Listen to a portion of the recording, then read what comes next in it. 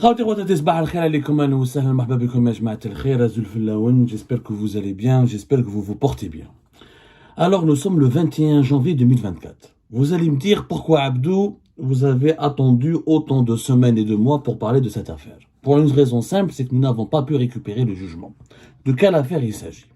C'est l'affaire la plus extraordinaire et la plus absurde dont je vais vous parler aujourd'hui, que je vais évoquer aujourd'hui.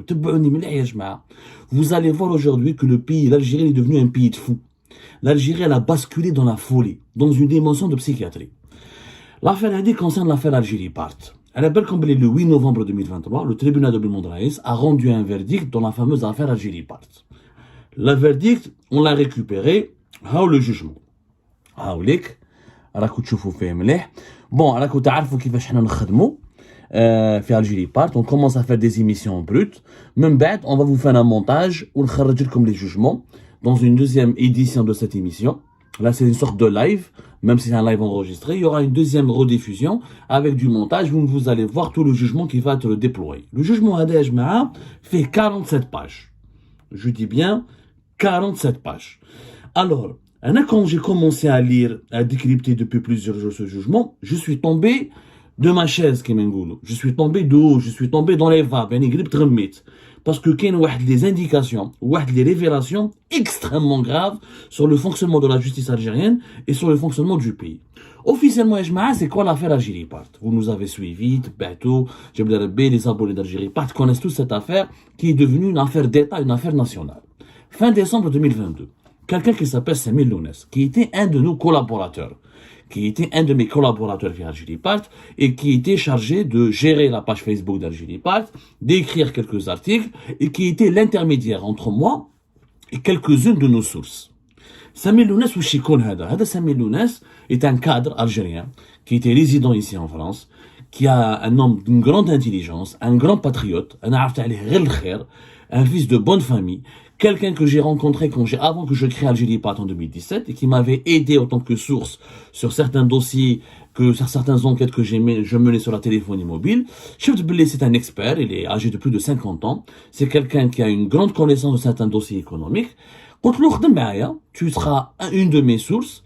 Et comme j'ai lancé Algérie Part, et Algérie Part a pris une dimension importante entre 2017 et 2019, je lui ai dit, écoute, tu vas travailler avec nous. Et comme j'ai beaucoup de sources et que certaines sources étaient très sensibles et que je ne pouvais pas les rencontrer comme je voulais ou là quand je voulais pour ne pas les mettre en danger, j'utilisais Samir Lounès comme intermédiaire, afin qu'il puisse m'aider à gérer certains sources, ou j'ai d'autres sources que je gère. Parce qu'Algérie Part كبرت بزاف ولينا une machine d'investigation où là on a des gros dossiers. واش يكون هذا سامي لونيس. Il n'a jamais fait du journalisme, mais c'est un expert des télécommunications, des technologies. Il connaît très très bien le web, il connaît beaucoup, il a de grandes connaissances dans le secteur économique parce qu'il a travaillé dans certaines multinationales. Je ne vais pas revenir sur son parcours privé, mais واش يكون سامي لونيس.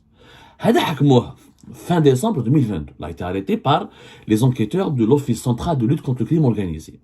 Qui حكموه, ils se sont saisis de son matériel informatique et ils l'ont contraint de lui donner, l'ont contraint pour qu'il leur donne ses codes.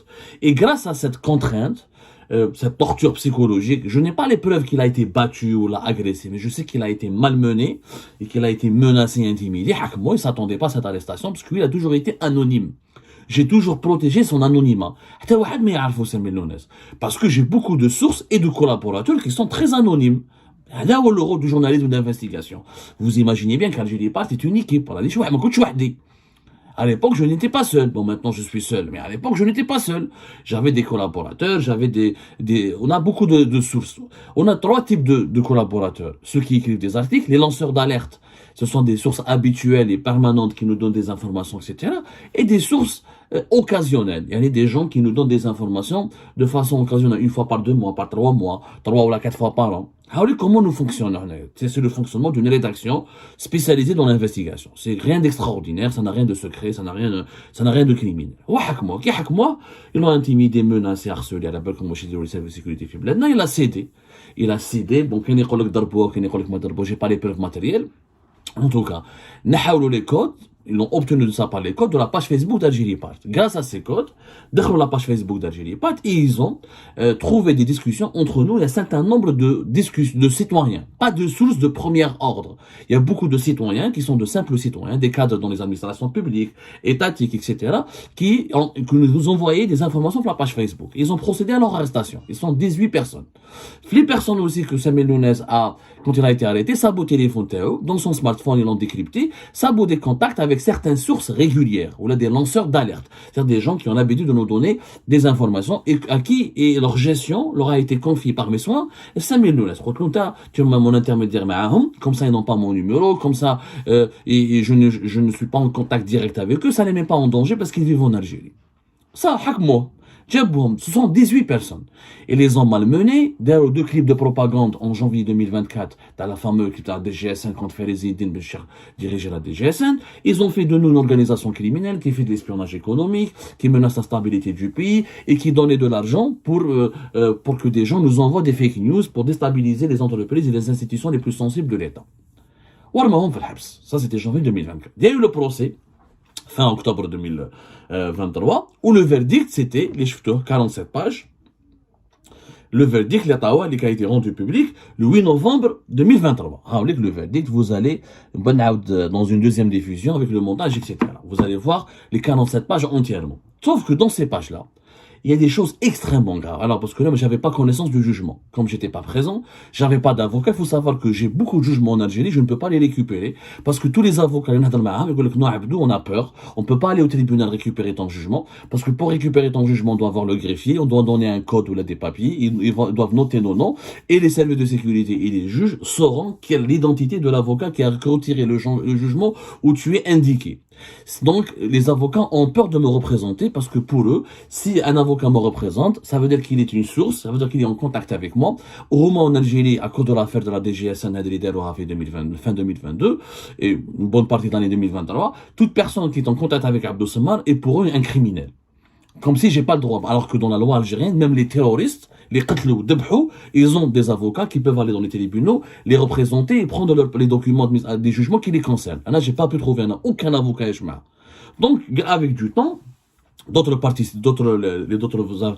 grâce à un schlimmblick, grâce à des contacts, etc., il y a un réseau de connaissances, etc., parce que l'affaire Algérie Part fait à 22 personnes, 18 personnes arrêtées en Algérie, emprisonnées tous, et 4 personnes ont fui à l'étranger. Je connais les 4 personnes. Déjà, le jugement, je vois, دخلوا في l'affaire, واحد اسمه بدجا يوسف, زيطوط, غني عنكم التعريف, تاع رشيد, qui est activiste depuis Londres, Amir DZ, وانايا.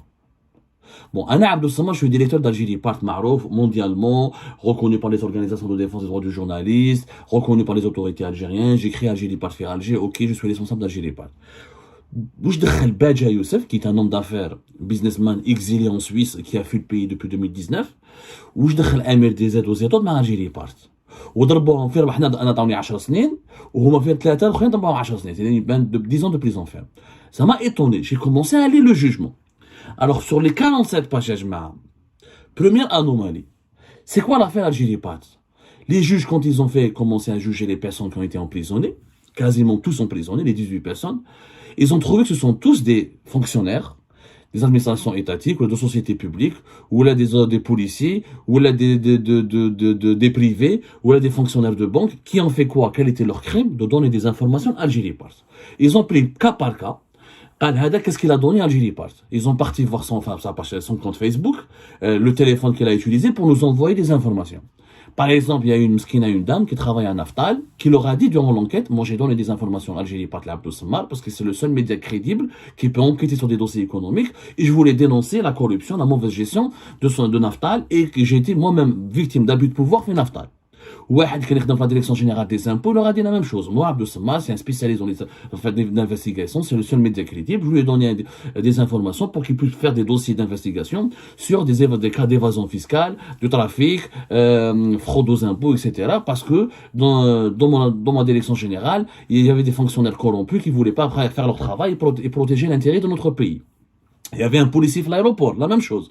Il a donné des informations à Algérie Part parce qu'il estimait que ces autorités, ou la DGSN, la police, la service de sécurité ne faisaient pas leur travail pour protéger l'intérêt de notre pays. Il y avait un cadre dans une banque privée qui faisait la même chose, qui nous donnait des informations sur les crédits non remboursés par certains oligarques ou par certains responsables militaires et civils du régime algérien, etc. Ce sont des lanceurs d'alerte. C'est-à-dire, ce sont des citoyens normaux qui n'ont pas pris les armes, qui n'appartiennent pas à des groupes politiques ou à des mouvances politiques radicales, qui ne sont pas eux-mêmes radicaux, ils sont tous patriotes et qui ont donné des informations à Algérie Part pour que Algérie Part fasse bouger les choses. Et effectivement, à la suite de chacun de nos articles, la justice elle a bougé, les services de sécurité ont bougé et et il y a eu des enquêtes, des suites, des sanctions, etc. À aucun moment la DGSN, quand elle a, la police algérienne, quand elle a arrêté ces personnes, à aucun moment ne s'est posé la question sur la véracité et l'efficacité de ces informations. Ils l'ont malmené ou ils les ont filmés dans 2 clips de propagande juste parce qu'ils ont donné des informations à Algérie Part. Est-ce que c'est un crime? Aucune loi à travers le monde, aucune législation ne peut interdire à un citoyen de donner des informations à un journal qui défend l'intérêt général de son pays, qui dénonce la corruption, qui dénonce le trafic d'influence, qui dénonce les abus de pouvoir, qui dénonce le détournement d'argent, que ce soit public ou l'argent, les abus de biens sociaux, ou l'argent ou le patrimoine de l'entreprise privée ou la publique. Et toutes nos informations, on a fait de l'aéroport d'Alger, ou là, sur Naftal, ou là, sur Sonatrach, toutes nos informations se sont avérées vraies, puisque les responsables de toutes ces institutions qui maintenant, l'aéroport d'Alger, il a fini par être limogé et placé en prison. PDG de Sonatrach, il a fini par être limogé, il est sous enquête. Toutes les enquêtes que nous avons menées se sont soldées par des résultats vrais et positifs. Nous avons eu une marge de manœuvre de 0,5%. Et quand on se trompe, on corrige. Donc ce sont des lanceurs d'alerte qui n'ont rien fait de mal. Qui déroule l'enquête, le jugement, au cours de l'audience, ils ont voulu leur coller l'accusation d'atteinte à la sécurité de l'État, de déstabilisation du pays, d'atteinte à l'ordre public, d'espionnage économique. Les juges ont compris que ces accusations étaient tout simplement ils ne pouvaient pas les accuser. Il n'y avait pas une atteinte à la sécurité de l'État, il n'y avait pas une atteinte que les 18 personnes qui étaient en communication avec Algérie Part étaient des simples sources. Donc, dès le mois de l'accusation, publication de documents classifiés, parce qu'il s'agit de documents administratifs qui n'auraient jamais dû... qu'ils auraient jamais dû... voilà, publication et participation à la publication d'informations et de documents classifiés. وضربوهم كاع بعامين حبس. Donc 1 année avec sursis et une année de prison ferme. Ils étaient obligés de leur donner 1 année de prison ferme parce qu'ils avaient déjà pratiquement fait 1 année de prison entre décembre 2022 et janvier 2023 jusqu'à novembre 2023. Donc ils étaient obligés de justifier leur peine de prison. Donc on les a accusés d'avoir juste transmis des informations classifiées. Ce ne sont pas des informations de sécurité nationale, ça ne concerne pas l'armée, ça ne concerne pas les services de sécurité, ça concerne des affaires de corruption, d'abus de pouvoir, d'abus de fonction, de trafic d'influence et des détournement de l'argent. Donc, ces gens-là, au lieu d'être remerciés et encouragés, ils ont été condamnés. Ça même bête. Le jugement, ce qui est intéressant, il y a 2 aspects, c'est extraordinaire. Qui la page 16, la page 17 et la page 25 de ce jugement, la page 16, la page 17 et la page 25 de ce jugement qui comporte 48 pages, il y a Sami Lounès qui parle. Quand il a été auditionné par la DGSN, il a dit quoi? Il a dit que moi, je travaille pour les services secrets algériens. Quand soi-disant, selon ce qui a été rapporté par la police algérienne, que Samuel Lounès travaille aurait avoué, il travaille pour les services secrets algériens, ou qu'il est en contact avec la Direction Générale de la Sécurité Intérieure, la DGSI, dans la principale caserne et centre c'est Hantar, et qu'il a été missionné, qu'il était en contact permanent avec un officier supérieur de la DGSI, et que lui, il a infiltré Algérie Part, et que lui, toutes les informations que Algérie Part obtenait, il les transmettait aux services pour que les services soient au courant de ce que Algérie Part était en train de faire. Extraordinaire.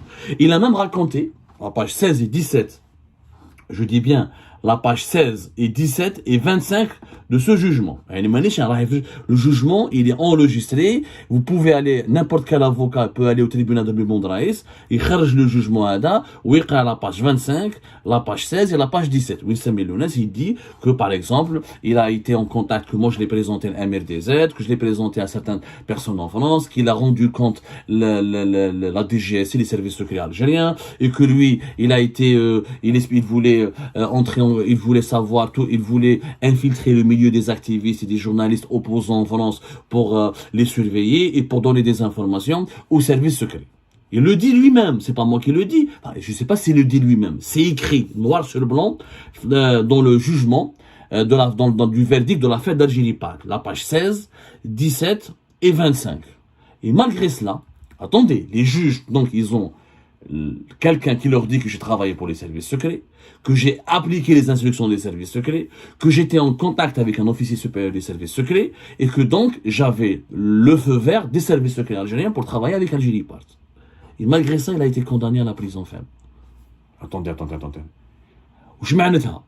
معناتها المخابرات الجزائرية بمنطق العدالة الجزائرية ولا منظومة إجرامية. Ça veut dire que si la justice condamne quelqu'un qui dit que j'ai travaillé pour les services secrets algériens et qu'il a espionné des opposants et qu'il a espionné des journalistes exilés qui sont contre le régime et qu'il a collaboré avec les services secrets algériens, ça veut dire que la justice algérienne, elle a condamné les services secrets. Ça veut dire que les services secrets en Algérie sont considérés comme une organisation criminelle. C'est du jamais vu. Yani de l'Algérie, elle condamne l'État algérien à travers sa justice à condamner ses propres services secrets. Mais nous sommes dans quel monde? C'est extrêmement grave cette affaire. Est-ce que c'est vrai? Est-ce que Sami Lounès, il a fait ses aveux? Comme en Algérie, on peut arracher des aveux très facilement. Et quand on est en état d'arrestation et dans des conditions psychologiques très fragiles, on peut raconter n'importe quoi. Mais imaginons que c'est vrai. Que Sami Lounès, mon collaborateur, collaborait aussi avec les services secrets algériens. Dans ce cas-là, pourquoi le juge n'a pas demandé à auditionner le patron des services secrets, le patron de la DGSI, qui est le général Khal Mejdoub, qui était pas malade à l'époque, qui dirige la DGSI depuis depuis juillet 2022. Il aurait pu l'auditionner, ils auraient pu demander au service secret algérien, est-ce que c'est vrai, Hada c'est votre agent? Est-ce qu'il déclare, est-ce que c'est vrai? Si c'est vrai, comment la justice algérienne peut condamner et juger un agent des services secrets algériens qui a travaillé pour les instructions, pour les besoins, pour les intérêts des services secrets algériens? Ça veut dire que la justice algérienne et les services secrets sont dans deux camps totalement différents. Et dans ce cas-là, il ne fallait pas condamner que Sami Lounès, il fallait condamner les responsables de la DGSI. Mais tous les responsables de la DGSI sont responsables. Mais la gachawana, معناتها يقول على حسب المنطق العدالة الجزائرية سامي لوناس est un traître. Alors qu'il a appliqué, il aurait travaillé pour les intérêts des services secrets algériens. C'est quand même extrêmement grave. Là, Abdelmajid Tebboune, je lance un appel à Abdelmajid Tebboune. Il y a un problème où la justice algérienne elle est devenue folle, où on veut absolument détruire les services secrets et on veut absolument les criminaliser dans ce cas-là. C'est très simple, le président de la République n'a qu'à dissoudre les services secrets.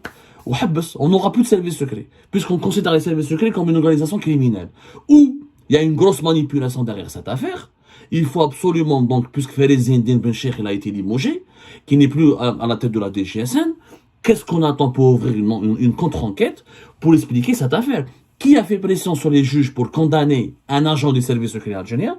Et qui a fait pression? Et Sami Lounès, il faut le convoquer encore une fois, et ouvrir un nouveau procès et dire, est-ce que tu es vraiment un agent du service secret? C'est extrêmement grave.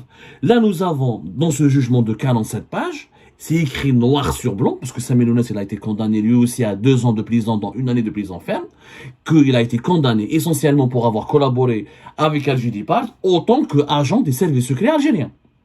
C'est extrêmement grave. Donc, nous avons un pays qui criminalise et qui diabolise et qui condamne ses propres services secrets. Donc, on n'a pas besoin que les Israéliens nous attaquent, ou les Marocains nous attaquent, ou les Émiratis nous attaquent. La justice algérienne est la justice algérienne est en train de casser les services de sécurité de l'intérieur. Il y a une guerre au sein de l'Algérie. Donc, l'ennemi, il est à l'intérieur de l'Algérie, il n'est pas à l'extérieur. Qui a raison, qui a tort? Je peux pas savoir. Je suis pas sur place. Je peux pas dire que ce que je sais, c'est que légalement, il y a aucun juge d'un pays normalement constitué qui peut condamner un agent des services secrets de son pays si cet agent faisait ou a exécuté une mission qui lui a été attribuée par ses services secrets.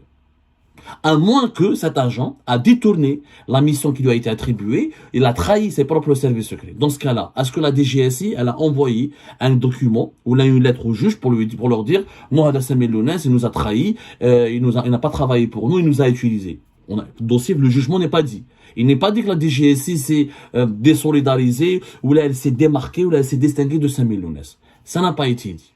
Maintenant, est-ce que Sami Lounès est un véritable agent de la DGSI? Je m'en ai Sami Lounès. Sami Lounès est un cadre, c'était un ancien cadre algérien. Après, nous avons des sources au sein des services secrets. Ce qui est tout à fait logique. Tous les journalistes d'investigation du monde connaissent des agents des services secrets. C'est l'une des sources les plus importantes pour le journalisme d'investigation. Les services secrets ont des informations. Il est normal que nous, Algérie Part, qu'on ait des sources au sein des services secrets, comme on a des sources au sein de la police. Il y a un policier qui a été condamné dans l'affaire Algérie Part, comme on a des sources au sein de la gendarmerie, on a des sources partout. Donc, qu'on ait avoir des sources au sein des services secrets, ça fait pas de nous un relais des services secrets. C'est le deuxième. Maintenant, on dit que Sami Lounès khadani. Khada Abdou Sammar ou l'Abel Laba, etc. Mais pourquoi vous l'avez condamné alors? Parce que khadani. Donc, il est du côté du régime. Comment le régime algérien met en prison quelqu'un qui a travaillé pour son compte? Ça n'a pas de sens. Ça n'a strictement aucun sens. Moi, je pense que Sami Lounès a été contraint de raconter cette connerie. Comme il a raconté, et des conneries dans ce jugement, il y en a plein. Par exemple, il y a un moment donné, à la page 41, il dit que Youssef Badja, il a réconcilié Abdou Sammar, avec Amir DZ, avec Saïd Ben Zdera, avec Zetot, pour créer un front commun, une télévision commune contre le régime algérien. Ça prouve qu'il n'y a pas eu d'enquête. Saïd Ben Zdera ou Badja, mais ils font avec Zetot ou avec Amir DZ. Ils passent leur temps à s'entretuer par live interposé. Ou Ben Zdera darabna plusieurs fois. Même si dans le cas j'ai des rapports apaisés avec lui. Ou Badja n'a jamais été du côté de Amir DZ ou de Zetot. Comment Youssef Badja aurait pu nous réconcilier alors que de 2022 jusqu'à 2023, Ben Zdera ou Zetot, il y a eu même des plaintes de Zetot contre Ben Zdera, des plaintes de Ben Zdera contre Amir DZ et Zetot. Il y a une guerre fratricide. Comment un policier, un enquêteur sérieux, peut prendre cette information ou les juges le mettent dans le jugement? Alors que publiquement, on sait tous que Ben Zdera et Zetot et Amir DZ, c'est des ennemis. Et que moi, je n'ai rien à voir avec Amir DZ et que je n'ai rien à voir avec Zetot.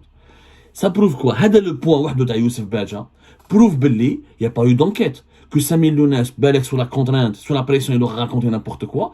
Balek Sami Lounès, à la police, il aura dit moi je suis un colonel ou là je suis un agent des services. Les policiers, des idiots qu'ils sont, parce que niveau bas, ils l'ont noté, alors qu'il s'agit de l'Office central de lutte contre le crime organisé. Si c'est le cas, si c'était un officier des services secrets, arrêtons les services secrets, ou tfahmou ma'ahum. Un officier des services secrets des rebelles propagande. Vous avez filmé. C'est-à-dire la police algérienne, ça veut dire qu'elle a filmé, elle a dévoilé un agent des services secrets. Maintenant, la police algérienne, elle travaille pour le Maroc, elle travaille pour les Émirats, elle travaille pour les ennemis du pays, elle travaille pour Israël. C'est les Indiens Ben Cheikh. Il a fait ce que les Israéliens, les Marocains et les Émiratis n'ont pas fait. Dévoiler l'identité d'un agent des services secrets, l'humilier et le mettre en prison. Mais la fait les Indiens Ben Cheikh, ils travaillent avec les Marocains, les Israéliens, les Émiratis. Parce qu'il faut être du côté des ennemis de l'Algérie pour faire du mal à l'institution sécuritaire qui est les services secrets, à l'humilier. C'est ça la conclusion. Donc, si on fait les juges devraient condamner les Indiens Ben Cheikh et tous les enquêteurs, parce qu'ils ont détruit, ils ont attaqué les services secrets. Belle! Moi, ça se fait. Je reviens à la police française, va prendre quelqu'un de la DGSE, le service secret français, et elle va le malmener et le mettre en prison juste parce qu'il a exécuté une mission qui lui a été attribuée par les services secrets français. Ça n'existe pas. S'il était en mission, c'est qu'il doit être protégé et par l'État et valorisé, pas mis en prison, ridiculisé, humilié dans un clip de propagande. En réalité, c'est une cabale, c'est une affaire qui a été montée de toutes pièces pour associer Algérie partout aux services secrets, parce que les Indiens Ben Cheikh qui sont en guerre contre les services secrets, ou quand ils il faut faire de la DGSN la seule grande institution sécuritaire qui doit dominer les services secrets, que les services secrets sont en train de comploter contre lui, qu'ils ne voudront pas de son deuxième mandat, et que c'est eux qui alimentent les journalistes indépendants comme Abdou Samad Al-Jilipat d'informations contre lui, alors que les personnes qui ont été arrêtées, c'était pas des espions, ce sont pas des agents des services secrets, ce sont tous des fonctionnaires simples et des cadres ordinaires d'entreprises étatiques ou là d'entreprises privées. Sami Lounès, sous la contrainte, il a été obligé certainement de dire qu'il travaille pour les services secrets, parce que connaître un officier ou là avoir une source au sein des services secrets, ça ne veut pas dire qu'on travaille pour les services secrets. Et deuxièmement, puisque les services secrets, ils contrôlent Algérie part. Alors pourquoi je suis condamné à mort en Algérie? Pourquoi j'ai des mandats d'arrêt internationaux? Si moi je travaille pour les services secrets, si Algérie part travaille pour les services secrets, pourquoi j'ai tous les problèmes avec le régime algérien? Ça n'a pas de sens. C'est du n'importe quoi. Les services secrets, Homa déjà, algériens, ils apprennent certaines choses en lisant Algérie Part. Parce que nous, on a des sources, on a des lanceurs d'alerte, donc au plus haut sommet de l'État, et à des échelles très élevées de certaines institutions et qui nous permettent de donner des informations que les enquêteurs des services secrets ne peuvent pas y accéder parce que les lanceurs d'alerte lambda ne font pas confiance aux institutions sécuritaires du régime algérien. Donc arrêtons ces conneries.